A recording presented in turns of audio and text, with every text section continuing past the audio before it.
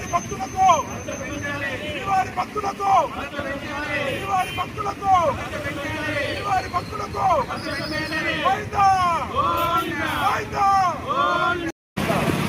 గోవిందా గోవిందా. నిన్న జరిగినటువంటి దాడి ఏదైతే ఉందో ఇది ఒక యాత్రికుల మీద భక్తుల మీద జరిగినటువంటి దాడి కాదు, ఇది సనాతన ధర్మం మీద జరిగినటువంటి దాడి. నేను టీటీడీ అధికారులను అడుగుతున్నా, అయ్యా ఖచ్చితంగా మీరు ఆ భక్తులకు మీరు క్షమాపణ చెప్పాలి. అలాగే తిరుపతి ఎమ్మెల్యే గారితో పాటు అధికారులు కూడా ఆ భక్తులకి బహిరంగ క్షమాపణ చెప్పాలి. ఎందుకు అంటే ఈ తిరుమలకి ఎవరైతే వస్తున్నారో ఈ భక్తులు సనాతన ధర్మ వారసులు, హిందూ బంధువులు, వీరి మీద ఈ విధంగా దాడి చేయడం అనేది హేయమైన చర్య. అయ్యా మనకు భక్తులు బతుకునిస్తున్నారు, తిరుపతిలో బయట నుంచి వచ్చే భక్తులు మనకు బతుకునిస్తున్నారు, మన జీవనాధారం అవుతున్నారు.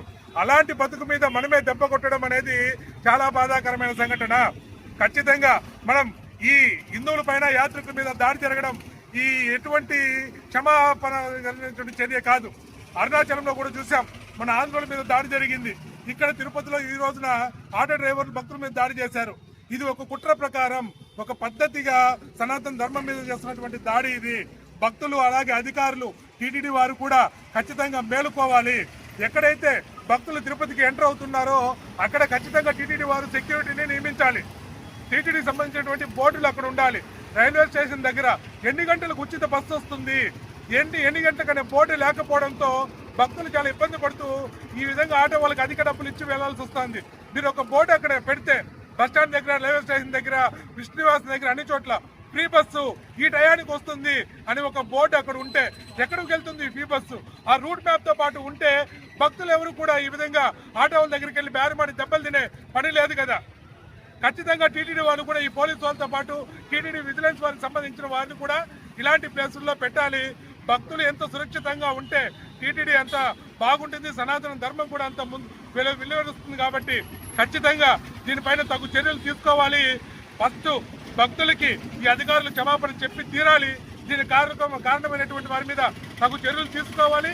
ఇలాంటి సంఘటనలు జరగకుండా కావాల్సిన ఏర్పాట్లు చేయాలని నేను గౌరవ చైర్మన్ బిఆర్ నాయుడు గారిని, అలాగే ఎమ్మెల్యే మన ఆర్ఎన్ శ్రీనివాసులు గారిని, గౌరవ ఎస్పీ గారిని వేడుకుంటున్నా. గోవిందా గోవిందా, జై శ్రీరామ్, జై శ్రీరామ్, జై శ్రీరామ్, జై శ్రీరామ్. ఒక ఆటో స్టాండు, తర్వాత విఐపీ ఎంట్రన్స్ అని ఒక ఆటో స్టాండు, తర్వాత సత్రం ఒక ఆటో స్టాండు, ఆ తర్వాత పీ బస్ స్టాప్. వీళ్ళకి అసలు ఆటో స్టాండ్ పర్మిషన్ ఎవరు ఇచ్చారు? వీళ్ళకి మీకున్న అధికారం ఏంటి? నిన్న జరిగినటువంటి గవర్నమెంట్ రూల్ ప్రకారం బస్ స్టాప్కి కొన్ని మీటర్ల దూరం వరకు ఆటో స్టాండ్ ఉండకూడదు.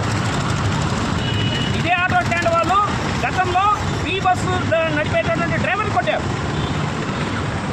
ఆ కొట్టిన మరుసటి రోజు భారతదేశంలో గుర్తింపైనటువంటి ప్రధానమైనటువంటి యూనియన్లు ఏవైతే ఉన్నాయో వాళ్ళు ఆటో, కానీ ఇతను వేరే పేరుతో వచ్చి ఆటో స్టాండ్ పెట్టుకొని ఉన్నాడు. నీకెవరిచ్చారు ఆ పర్మిషను? కాబట్టి హిందూ చైతన్య వేదిక టీటీడీ భక్తుల మీద ఏదైనా దాడి జరిగితే మీకు ఖబర్దార్ గుర్తుపెట్టుకోండి. వెంకటేశ్వర స్వామి భక్తుల మీద ఏదైనా జరిగితే అక్కడ హిందూ చైతన్య వేదిక మొదట ఉండిద్ది. మిమ్మల్ని రక్షించేవారు కూడా ఉంటారు, గుర్తుపెట్టుకోండి. సాక్షాత్ వెంకటేశ్వర స్వామి భక్తుల మీద ఏదైనా జరిగితే మేము సిద్ధంగా ఉన్నాం, దేనికైనా మేము హెచ్చరిస్తున్నాం.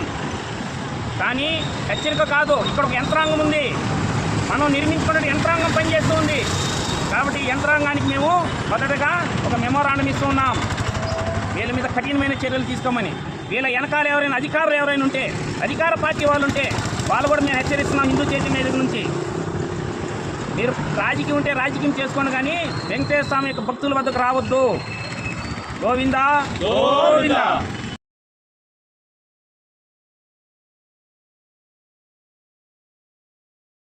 జై శ్రీరామ్. తిరుపతిపురం ప్రజలకి, అదేవిధంగా ఆటో సోదరులకి, వివిధ వృత్తులు చేసుకుంటున్న కార్మికులకి అందరికీ విన్నపం ఏంటంటే, ఎంతో ప్రయాసతో మన తిరుమల జరుపుకుంటారు భక్తులు. స్వామివారిని దర్శించుకొని ఇక్కడ మంచి వాతావరణం ఉంటుంది. తిరుమల తిరుపతి దేవస్థానం మీద ఎంతో నమ్మకంతో భక్తులు వస్తారు. వచ్చినప్పుడు వారి నమ్మకాన్ని ఒమ్ము చేయకుండా భక్తుల్ని చాలా గౌరవిస్తూ వారి మీద మనమంతా ఆధారపడి ఉన్నాం. తిరుమల ఇంత అభివృద్ధి అయిందంటే, తిరుపతి ఇంత అభివృద్ధి అయిందంటే స్మార్ట్ సిటీ ఏమంటారు. ఈ విధంగా తిరుమల పవిత్రని కాపాడడానికి హిందూ చైతన్య వేదిక తరపున అన్ని ప్రయత్నాలు చేయడం జరుగుతుంది. ముఖ్యంగా నిన్న జరిగిన భక్తుల మీద దాడి జరిగిన విషయం మీద జిల్లా ఎస్పీ గారికి వినతి పత్రం ఇవ్వడం జరిగింది. దాని మీద కఠినమైన చర్యలు తీసుకొని ఎవరైతే భక్తుల మీద ఇలాంటి అనుచిత కార్యక్రమాలు చేస్తున్నారో వారి మీద చర్యలు తీసుకుంటూ ఇంకా భవిష్యత్తులో జరగకుండా ఉండేటట్టు ప్రయత్నం చేస్తున్నాము. అదేవిధంగా హిందూ చైతన్య వేదిక తరఫున ఎప్పుడూ భక్తులకు కానీ హిందువులకు కానీ రక్షణ కల్పిస్తామని తెలియజేస్తున్నాం. జై శ్రీరామ్. మన తిరుపతి భక్తులకు పబ్లిక్ రిలేషన్ ఆఫీసర్స్ ఏం సహకారం అందిస్తూ వాళ్ళు ఐడెంటికల్ విజువల్స్ ఏం పెట్టినారు మొదట వీళ్ళు మన డిపార్ట్మెంట్ వైజ్గా సర్చింగ్ చేసుకోవాల్సి వస్తుంది.